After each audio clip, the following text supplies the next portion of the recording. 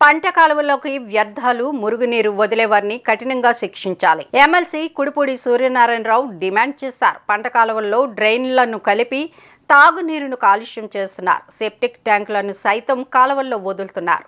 కాలుష్యమైన నీటిని ఆర్డబ్ల్యూఎస్ చెరువుల్లో నిల్వ చేసి సరిగా శుద్ధి చేయకుండా తాగునీరుగా ఉపయోగించడం వల్ల ప్రజలు రోగాల బారిన పడుతున్నారు. పంట కాలువల కాలుష్యం పట్ల నిర్లక్ష్యంగా వ్యవహరిస్తున్న ఇరిగేషన్ అధికారులపై కఠిన చర్యలు తీసుకోవాలని, పంట కాలువల కాలుష్య నివారణపై డిప్యూటీ సీఎం పవన్ కళ్యాణ్ దృష్టి సారించాలని ఎమ్మెల్సీ కుడిపూడి విజ్ఞప్తి చేశారు.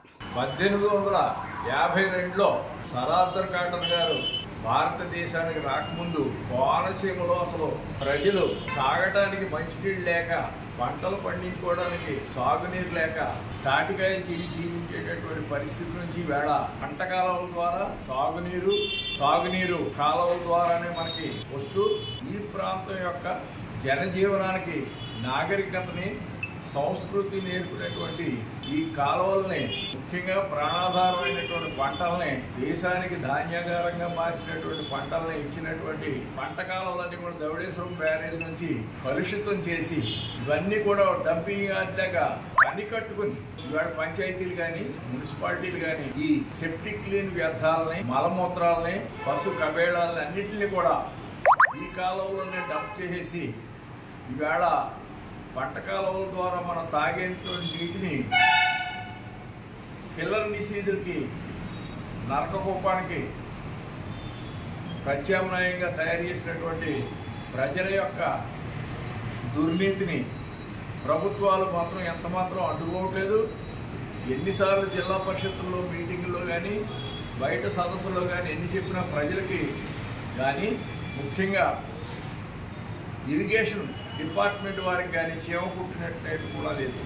ఇవాళ ఇరిగేషన్ డిపార్ట్మెంట్ వారి గతంలో ఈ పంట కాలువల్లో నావిగేషన్ చేసి పడవలు తిరిగినప్పుడు వారు పడవ సరంగులంతా కూడా దీన్ని క్లీన్ చేసుకుని చక్కగా అద్దంలాగా చూసుకున్నటువంటి వారు ఇవాళ గోదావరి గంగా ప్రవాహాన్ని డ్రైనేజీల కింద మార్చినటువంటి ఇరిగేషన్ డిపార్ట్మెంట్ కొన్ని కోట్ల రూపాయల జీతాల కింద తీసుకుని కార్లు వేసుకుని ధవళేశ్వరంలో కూర్చుని ఏ విధమైనటువంటి సంక్షేమ కార్యక్రమం కూడా చేయనటువంటి దౌర్భాగ్య పరిస్థితుల్లో ఈవేళ ప్రజలు ఉన్నారు.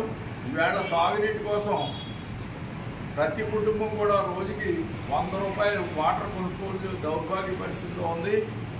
మరి పాలకులు ఇప్పటికైనా మరి మనకి పంచాయతీరాజ్ మినిస్టర్గా, ముఖ్యంగా గ్రామీణ తాగునీటి మంత్రిగా పవన్ కళ్యాణ్ గారు బాధ్యతలు చేపట్టిన తర్వాత ఈ తాగునీటి ప్రక్షాళన చేయటానికి వారు ఒక ఉద్యమం కింద మరి రావాలని చెప్పి నేను కోరుతాను.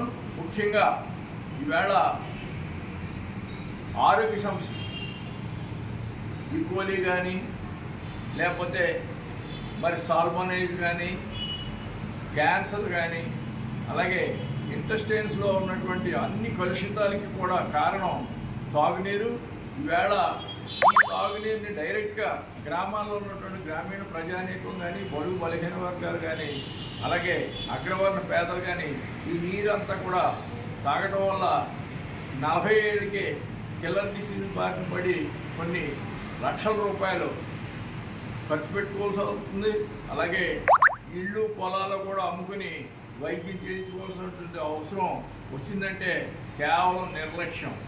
ఇవాళ సెప్టిక్ లేని వ్యర్థాలతో పాటు ప్లాస్టిక్ వస్తువులన్నీ కూడా డంపింగ్ యార్డ్లేక ఆ కాలంలో పడేసి పంచాయతీలన్నీ కూడా తోటల ద్వారా మలమూత్రాలన్నీ కూడా అందులో వదిలేసి ఇవాళ మున్సిపాలిటీలన్నీ కూడా డైరెక్ట్గా డ్రైనేజీలు పట్టుకెళ్తాను కలిపేస్తాను కూడా ఒక్క క్రిమినల్ చట్టం కూడా ఉపయోగించలేదు. నీటిని కలుషితం చేస్తున్నారు. ఇప్పటికైనా శాసనసభలో ఒక మరణ శిక్ష స్థాయి చట్టం తీసుకొస్తే తప్ప ఈ కలుషితాన్ని ఆపలేము.